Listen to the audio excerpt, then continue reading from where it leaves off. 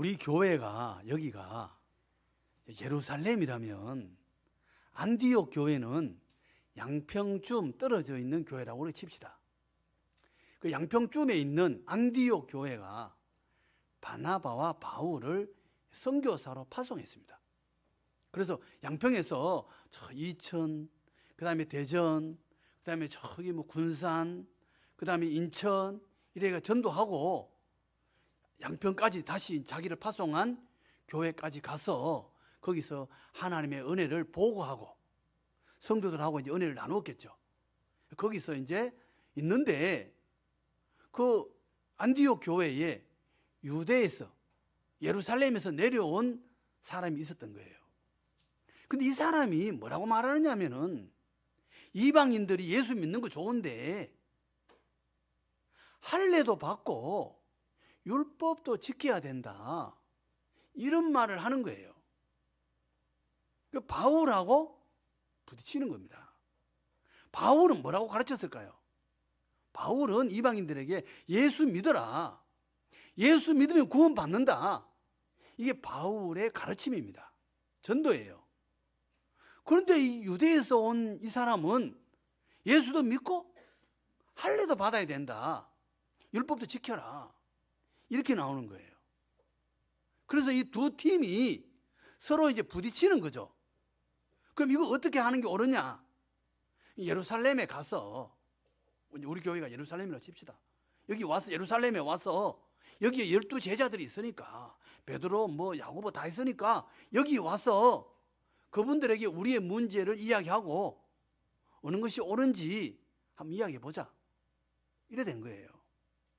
그래서 예루살렘에 와서 장로들, 지도자들 다 모이고 사도들도 다 모이고 거기서 이 문제 가지고 이제 토론을 하는 겁니다. 그런데 그 중에 바리새파였던 한 사람이 발언을 합니다. 예수도 믿고 할례도 받고 율법도 지키라고 말하는 것이 옳다, 이 사람이 지금 이야기하는 거예요. 자, 왜 할례를 왜 받아야 되는가? 할례 이야기가 여러분 어디에 나옵니까? 창세기 17장에 아브라함이 최초로 할례를 받습니다. 그거 왜 받습니까? 17장이 할례를 받는데 16장 마지막 절을 보면은 뭐라고 하느냐면요, 이렇게 말합니다. 하갈이 아브라함에게 이스마엘을 낳았을 때 아브라함이 86세였더라. 86세에 이스마엘을 낳습니다. 왜 이스마엘을 하갈을 통해서 낳습니까? 사라 나이가 몇 살이에요? 사라 나이가 76세예요. 이스마엘 태어날 때 70 넘은 사람이 자녀를 낳을 수 있습니까? 자녀를 못 낳아요. 그러니까 사라 입장에서 나는 하나님께서 분명히 우리한테 자식 준다고 했는데 내 나이 70 넘었어. 난 자식을 낳을 소망이 없어. 그러니까 내 종 애굽 사람 하갈을 통해서 자녀를 낳는 게 옳지 않겠느냐, 아브라함하고 이야기해서 그래서 하갈을 통해서 자식을 낳았어요. 그리고 86세, 이제 아브라함 나이 86세입니다. 그 13년 지나서 하나님께서 찾아오십니다. 13년 동안 하나님이 아브라함하고 만난 적이 없는 거예요. 그리고 99세에, 아브라함 나이 99세입니다. 그때 하나님이 찾아오셔가지고 하시는 말씀이 뭡니까? 아브라함이 99세 때 여호와께서 아브라함에게 나타나서 그에게 이르시되 나는 전능한 하나님이라. 전능하다, 이 말은 무슨 이야기예요? 네 나이하고 상관없이 자식을 낳을 수 있도록 내가 할 수 있는 하나님이다, 이 말이죠. 너희 아내 사라가 나이하고 상관없이 자식을 낳을 수 있게 하는 내가 전능자다, 그 이야기입니다. 전능한 하나님이라. 그러면서 뭐라고 말합니까? 너는 내 앞에서 행하여 완전하라. 하나님께서 아브라함을 책망하는 겁니다. 너 똑바로 해. 너 왜 하갈을 통해서 자식을 낳았어? 내가 원하는 거 아니야, 그 말이죠. 책망을 하면서 뭐라고 말해요? 할례를 받아라. 할례라는 거는요, 남성의 성기 끝에 피부를 자르는 걸 이야기하는 겁니다. 그 잘린 피부 어떻게 될까요? 그 잘린 피부는 생명이 없어요. 죽죠. 썩어지겠죠. 이건 무슨 이야기 하는 거예요? 너의 육신의 힘으로 낳은 자녀, 그 육신의 자녀는 하나님의 자녀가 아니다 이 말이에요. 그 다음에 누가 태어나요? 이삭이 태어나죠. 이삭은 할례 받은 이후에 태어나죠. 다시 말하면 이 피는 할례 받을 때 피를 흘리게 되어 있습니다. 이 피는 뭘 이야기하는 거예요? 예수 그리스도의 피를 상징적으로 보여주는 거예요. 죽고, 인간적인 것은 죽고, 피를 흘린 자녀, 예수 십자가에서 태어난 자녀, 그 영적인 자녀만이 너의 자녀다 이 말이에요. 오늘날 예수 믿는 우리는 누구 자녀예요? 아브라함의 자손인 줄 믿습니다. 그래서 갈라디아서 3장 7절에 이렇게 이야기합니다. 그런즉 믿음으로 말미암은 자들은 아브라함의 자손인 줄 알지어다. 그 육신의 자녀는 그건 세상 사람이고 그건 하나님의 자녀 아니다 이 말이에요. 아브라함의 자녀는 뭐예요? 십자가에서 피 흘리신 예수를 믿는 사람, 그 사람이 하나님의 자녀다, 그 이야기죠. 할례를 받아야 된다고 이야기하는데 할례는 뭘 이야기하는 거예요? 예수 그리스도 십자가를 이야기하는 거예요. 할례를 받아야 된다고 말하는 이 사람들은 그 할례의 의미를 모르는 거예요. 그러니까 예수 믿는 사람은 할례를 받을 필요가 있어요, 없어요? 또다시 할례를 받을 필요가 없다. 예수 안에 십자가가 있으니까 예수 믿으면 할례를 필요가 없다 이 말이에요. 할례가 십자가를 이야기하는 거니까 또다시 할례를 받을 필요가 없다. 예수 믿으면 족하다 이 말이죠. 할례가 그 이야기를 하는 거예요. 하나님의 백성은 예수 안에서 하나님의 백성이 된다, 그 이야기입니다. 다른 말로 표현하면요, 우리는 할례로서 구원받는 게 아니고 믿음으로 구원받는 줄로 믿습니다. 그래서 이 바리새파였던 사람의 말을 듣고 베드로가 무슨 이야기 합니까? 많은 사람들 중에서 나를 하나님이 택하셨어. 그렇죠? 12제자 중에 그 중에서 수제자 아닙니까? 권위가 있어요. 그가 뭐라고 이야기합니까? 하나님이 이방인들로 내 입에서 복음의 말씀을 들어 믿게 하시려고 오래전부터 너희 가운데 나를 택하시고 또 마음을 아시는 하나님이 우리에게와 같이 그들에게도 성령을 주어 정언하게 하시고, 성령을 이방인들에게도 주셨다는 거예요. 베드로가 정언자예요. 베드로가 경험했잖아요. 사도행전 8장에 집사님이신 빌립이 사마리아에 내려가서 예수를 전했어요. 예수 믿는 사람이 많이 생긴 거예요. 빌립도 깜짝 놀랐겠죠. 그래서 이제 예수 믿는 사람이 많은데 이거 어떻게 하면 좋으냐, 예루살렘에 연락해가지고 베드로와 요한이, 사도 요한과 베드로가 내려온 겁니다. 내려와서 그들에게 기도했는데 어떤 일이 일어났어요? 그 사람들이 성령을 받은 거예요. 놀라운 일이 일어납니다. 깜짝 놀랐겠죠. 아니, 예수님은 우리 유대인만의 예수가 아니라는 게 밝혀진 거예요. 예수님은요, 온 세상의 하나님이라는 게 밝혀진 거죠. 그 베드로나 이 사람들은요, 유대인입니다. 철저하게 유대인이에요. 그 사람들은요, 이방인을 뭐로 취급했어요? 개로 취급했어요. 유대인은 특별한 하나님의 백성이고 이방인들은요, 개와 같아. 자기들만 특별하다고 생각하는 사람들이에요. 그런데 우리하고 똑같이 성령 받았네? 놀랐겠죠. 그 다음에 또 어떤 일이 일어납니까? 사도행전 10장에 고넬료 집에서, 자기가 지금 멀리 떨어져 있는 요바에서, 피장의 집에 지금 있는데 환상이 내려옵니다. 보자기가 내려와요. 못 먹는 거, 까마귀, 그 다음에 뱀장어, 비늘 없는 거, 이런 게 막 보자기에 내려오는데 먹어라. 못 먹습니다. 먹어라. 하나님이 깨끗한 것을 네가 왜 속되다 하느냐. 3번이나 그런 환상을 보여주셨죠. 이게 뭔가. 그리고 이제 누가 밑에서 문을 두드려요. 베드로라는 사람 여기 있습니까? 천사가 여기 가서 베드로를 청하라 그래서 왔습니다. 그래서 고넬료 집에 갔잖아요. 고넬료는 누구예요? 이방인이에요. 백부장입니다. 그 친척들이 그 집에 다 모여있네. 거기서 기도하니까 어떤 일이 일어났어요? 사도행전에 보면 10장에 베드로가 이 말을 할 때에 성령이 말씀 듣는 모든 사람에게 내려오시니 베드로와 함께 할례 받은 베드로와 함께 온 할례 받은 신자들이 이방인들에게도 성령 부어 주심을 말미암아 놀라니 이는 방언을 말하며 하나님 높임을 들음이러라. 그게 이방인들이 말이죠. 성령이 임하고 방언도 하고 막 난리가 난 거예요. 그걸 보고 깜짝 놀란 거죠. 아, 하나님께서 우리만의 하나님이 아니라 온 세상의 하나님이시구나. 이방인들에게도 하나님이시구나. 베드로가 경험한 거죠. 그 이야기를 지금 하고 있는 거예요. 우리만의 하나님이 아니고 이방인들에게도 똑같은 하나님이시다. 그들도 우리에게 임한 성령이 그들에게 임하더라. 이건 뭐예요? 차별이 없다 이 말이에요. 누구나 다 예수 믿고 구원받을 수 있다 이 말이죠. 할례를 안 받아도 되고 율법에 의해서 구원받는 게 아니고 믿음으로 구원받는 것이다. 베드로가 지금 증언하는 겁니다. 그러면서 말하기를 믿음으로 그들의 마음을 깨끗이 하사 그들이나 우리나 차별하지 아니하셨느니라. 예수 믿고 구원받는 것은 누구에게나 똑같다. 차별이 없다. 믿음으로 구원받는다. 그 이야기를 하는 겁니다. 그럼 율법으로 구원받는다는 사람들은 뭐예요?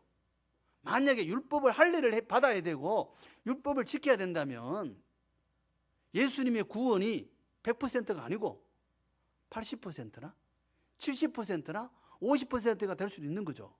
그럼 50%는 뭐예요? 나의 행함이 있어야 되는 거예요. 나의 행함. 우리가 행함으로 구원받을 만한 그 정도의 의로움이 우리에게 있는가? 성경은 뭐라고 말합니까? 로마서 3장 10절에 의인은 없나니 하나도 없다. 의인이 없대요, 하나님 앞에서. 그리고 신명기 법 중에 여러분 이런 법이 있습니다.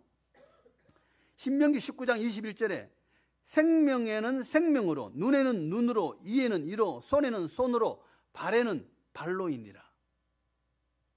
이걸 많은 사람들이 원시법이다 이렇게 이야기합니다. 원시법 아니에요. 만약에 나에게 눈을 다치게 했다. 똑같이 눈을 다치게 해라. 이렇게 설명합니다. 원시법이라고 이야기해요. 이게 원시법입니까? 아니에요. 만약에 상대방이 어떤 사람이 나의 눈을 주먹으로 쳐가지고 다치게 했어요. 그러면 다친 사람은요, 눈 좀 다쳐가지고 병원에 한두 번 갔다 와야 돼. 그런데 내 눈을 다치게 한 사람을 우리는요, 죽일 수도 있어요. 하나님의 법은요, 그렇게 하지 말라는 거예요. 내가 만약에 뺨 한 대 맞았으면 한 대 맞은 만큼만 그 사람에게 벌을 주라. 과도하게 그 사람을 죽이거나 과도하게 모욕하지 마라 이 말이에요. 우리는요, 내가 옳다는 것을 증명할 수 있다면요, 상대방을요 죽일 수 있어요. 요한복음에 나오잖아요. 8장에 음행하다가 현장에서 잡힌 여인을 주님 앞에 끌고 옵니다. 끌고 와서 뭐라고 말합니까? 율법에 의하면 이 사람을 돌로 치라고 했는데 어떻게 하면 좋겠습니까? 주님 뭐라고 말해요? 땅에 글씨 써고 말씀하십니다. 땅에 뭐라고 글씨 썼는지 우리가 알 수 없습니다. 말씀하셨어요. 죄 없는 자가 먼저 돌로 쳐라. 사람들이 다 지나가죠? 아무도 없어요. 죄 없는 자가 있어요, 없어요? 죄 없는 자가 없어요. 생각해 보세요. 그 여인, 이스라엘 여인이 음행한 사람은 어떤 사람이에요? 이 사람은요, 술집 여성이에요. 로마 군인들을 상대로 먹고 돈을 벌어서 살아야 되는 사람이에요. 어떤 사정이 있는지 알 수 없지만 이 사람은 특별한 사정이 있는 사람이에요. 여성으로서 그 이스라엘 사회에서 혼자 살아갈 수 없는 여인 아니에요. 그러면 그 사람이 왜 그렇게 살 수밖에 없는지, 경제적으로 왜 얼마나 어려운지 그거 살펴봐야 되는 게 먼저 아닌가요? 그런 게 없잖아요. 내가 옳다는 걸 증명하기 위해서 그 사람 만약에 거기서 돌로 쳐라 그러면 그 사람 죽어야 되는 거 아니에요. 우리는 나를 위해서라면요, 상대방 돌로 쳐 죽이는 거 그거 아무렇지도 않게 생각해요.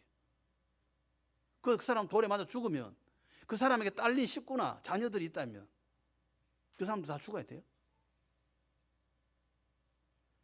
이에는 이, 누에는 눈. 이 법은요, 원시적인 법이 아니에요. 우리 자신을 보라 이 말이에요. 우리 자신을. 우리의 죄악된 우리의 모습을 보라 이거예요. 이 원시적인 법이 아닙니다. 네 자신을 봐라. 우리 죄악을 봐라 그 말이에요. 우리는 죄인이에요. 하나님 앞에. 나는 감히 하나님 앞에 나는 죄가 없어요. 나는 깨끗합니다. 나 의롭습니다. 그렇게 말할 수 있는 사람이 없어요. 우리는 다 하나님 앞에 서면 제 아무리 뭐 대단히 의롭고 뭐 괜찮고 뭐 도토리 기적이에요. 거기서 거기지. 죄인이지. 우리 주님의 은혜로 의롭게 되는 줄로 믿습니다. 우리의 의가 아니에요. 우리가 의가 없어요. 그래서 에베소서 2장 8절에 뭐라고 말합니까? 너희는 그 은혜에 의하여 믿음으로 말미암아 구원을 받았으니 이것은 너희에게서 난 것이 아니요 하나님의 선물이라. 행위에서 난 것이 아니니 이는 누구든지 자랑하지 못하게 함이라. 우리 자랑이 없어요. 내 힘으로 의롭게 된 사람이 아무도 없어요. 하나님의 은혜고 선물인 줄로 믿습니다. 하나님의 은혜로 우리가 구원받은 사람이에요. 그래서 빌립보서 2장 12절은 뭐라고 말합니까? 사랑하는 자들아 너희가 나 이럴 때뿐 아니라 더욱 지금 나 없을 때에도 항상 복종하여 두렵고 떨림으로 너의 구원을 이루라. 그러면 우리가 믿음으로 구원받으면 율법이 필요 없으면 우리는 마음대로 살아도 되는가? 성경은 그렇게 말하고 있지 않습니다. 율법 필요 없고 좋은 대로 살아도 되느냐? 그게 아니고 어떻게 하라는 거예요? 구원을 이루라. 두렵고 떨리는 마음으로 구원을 이루라. 우리 구원 받았어요? 구원이 언제 완성됩니까? 주님 앞에 설 때. 주님 앞에 설 때 우리 구원이 완성되는 줄로 믿습니다. 우리 아직 주님 앞에 안 섰잖아요. 그 전까지는 뭐예요? 구원 받은 건 맞아요. 그건 아직 진행 중이에요. 주님 앞에 설 때 우리 구원이 완성될 줄로 믿습니다. 그 어떻게 살아가는 거예요? 이 땅에서 주님을 닮아가려고 애를 쓰라 이 말이죠. 예? 우리 구원 받았고 다 천국 갈 거예요. 그걸로 끝나는 게 아니고 이 땅에서 어떻게 해요? 우리를 통해서 하나님의 역사가 나타나도록 살아라 이 말이죠. 구원파는요 이단이라고 이야기합니다. 그 사람들은요 구원 받았어. 우리는 그 죄 없어. 회개라는 게 없어요. 우리 회개 없습니까? 우리 죄가 없어요. 구원 받은 건 맞지만 이 땅에서 이 땅을 디디고 사는 이상 먼지가 어떻게 없겠습니까? 어떻게 하라는 거예요? 내 자신을 돌아보고 회개하고 주님을 닮아가도록 노력하며 사는 거죠. 그게 구원을 이루라는 거예요. 구원을 이루라. 그 말이에요. 예? 죄 없다 하면 안 돼요. 우리는 주님을 닮아가려고 애쓰고 노력하는 것이 필요해요. 왜요? 여러분 우리가 언제 전도가 일어납니까? 내 삶을 통해서 전도가 될 줄로 믿습니다. 예? 우리가 아무리 만약에 예수 믿어라 전도하고 뭐 외쳐도 만약에 내 삶 속에서 예수가 없다면 사람들이 뭐라 하겠어요? 우리 세상 사람들이 누굴 보고 예수를 믿겠어요? 나를 보고 예수 믿는 거예요. 우리를 보고 내 삶을 보고 다른 사람들이 예수 믿을 거예요. 그래서 우리는 주님을 닮아가려고 애쓰고 노력할 필요가 있어요. 그게 없으면 전도가 안 돼요. 하나님의 영광이 나타나지 않습니다. 우리의 삶이 중요한 거죠. 우리는 뭐 율법 필요 없다가 아니고 율법은요 여전히 우리에게 도덕적으로 필요하다. 베드로 사도가 그 많은 사람들 앞에서 우리가 믿음으로 구원받는다 이야기를 했습니다. 그 다음에 야고보가 또 이야기합니다. 이 야고보는 누구냐면요 예수님의 동생 야고보예요. 이 예루살렘 교회의 지도자가 야고보입니다. 야고보가 최종 결론을 내립니다. 그럼 우리가 어떻게 해야 되느냐? 믿음으로 구원받는다. 이 결론을 내렸어요. 그 다음에 뭘 세 가지를 주의하도록 권고하자. 세 가지가 뭐냐면 첫 번째 우상 숭배하지 마라. 두 번째 음행하지 마라. 세 번째가 목매어 죽인 거, 피 흘리지 않고 죽인 거, 그거 먹지 마라. 세 가지예요. 우상 숭배는 당연히 뭐 그 당시에는 신전이 너무나도 많으니까 신전에 가서 어떤 일이 일어나요? 신전에 가면 여사제가 있어요. 거기서 음행이 일어나는 거예요. 그러지 말라는 거예요. 예수 믿는 사람이 만약 신전에 가 있어. 그러면 다른 사람들이 시험 들을 수도 있잖아요. 그렇게 하지 말라는 거죠. 그 다음에 목매어 죽인 거 먹지 마라. 이건 뭐예요? 피에게 피는 생명이 피에 있으니까 피채 먹지 마라. 생명을 존중하라 그 말이죠. 이 세 가지를 주의할 것을 권고를 하도록 결정을 내립니다. 우리에게도 있죠, 이런 게. 선교사님들이 우리나라에 처음 들어왔을 때 우리나라를 보니까 문제가 있는 거예요. 무슨 문제가 있어요? 겨울만 되면, 예전에 농사 지었으니까요. 겨울만 되면 사랑방에 모여가 뭐 했어요? 술 먹고 담배 피우고 노름했죠. 화투 칩니다. 화투 쳐가지고 뭐 100원짜리 치고 10원짜리 치고 이러면 괜찮은데, 그게 아니고 논밭을 걸었잖아요. 논도 팔고 밭도 팔고, 심지어는요 자기 부인을 판 사람도 있었죠. 이 사회적으로 문제가 되는 거예요. 겨울만 지나면 논이 바뀌고 밭이 바뀌어, 주인이 바뀌어요. 그래서 선교사님들이 와가지고 그걸 보고 예수 믿는 사람은 술, 담배 금지하고 도박을 금지했습니다. 그게 이제 전통으로 내려온 거예요. 술 마시고 담배 피우면 죄 아니에요. 죄라고 이야기하면 곤란해요. 성경에서 그 이야기를 하지 않습니다. 사람을 술 한잔 마셨다 해가지고 죄처럼 이렇게 하면 안 돼요. 좋은 거 아닙니다. 건강에 안 좋죠. 그러니까 공식적인 자리에서는 교인들은 어떻게 해요? 이 전통으로 내려온 거니까 존중하는 거죠. 공적인 자리에서는 술이나 담배나 도박 이거 금지입니다. 그러나 그걸 죄인이다 이렇게 이야기하면 안 돼요. 직장에서 한잔 할 수 있는 거죠. 그러나 술이라는 거는 굉장히 위험합니다. 조심할 필요가 있습니다. 오바마 대통령 뭐라고 했어요? 마약이라고 그랬죠? 마약입니다. 중독되면요 굉장히 위험합니다. 다시 말하면 이 세 가지를 이야기한 거, 우리 선교사님들도 이야기한 거, 이건 뭐예요? 세상 사람들보다는 나아라 이 말이에요. 나아라. 예수 믿는 사람이 안 믿는 사람보다 좀 더 신사적이고 윤리적이고 인격적이어야 한다. 그래야 나를 통해서 뭐예요? 복음이 전파되는 거죠. 우리 한국 교회는요 세계 유례가 없이 복음이 전파됐습니다. 왜 그래요? 예수 믿으니까 사람들이 도박도 안 하고 술도 안 먹고 너무 좋더라. 그래서 사람들이 막 교회로 간 거 아니에요. 예? 그 전통이 지금도 남아있기는 있습니다. 어쨌든 우리가 믿음으로 구원받는 것이고 또 뭐예요? 세상 사람보다 삶의 방식이 나아야 한다 이 말이에요.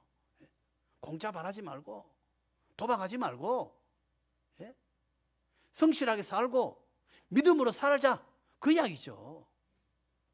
오늘 우리도 마찬가지입니다. 우리도 믿음으로 구원받았지만 이 땅에서 우리는 믿음으로 살아야 돼요. 예수님을 닮아가려고 애쓰고 노력하고, 우리가 잘 살든 못 살든 그게 중요한 게 아니라 내 삶 속에서 주님이 영광 받으시도록, 내 삶을 통해서 주님이 드러나도록 살 필요가 있는 것이죠. 우리 속에서 주님을 닮아가려고 애쓰고 또 주님이 드러나도록 애쓰는 복된 우리 모두가 다 될 줄로 믿습니다.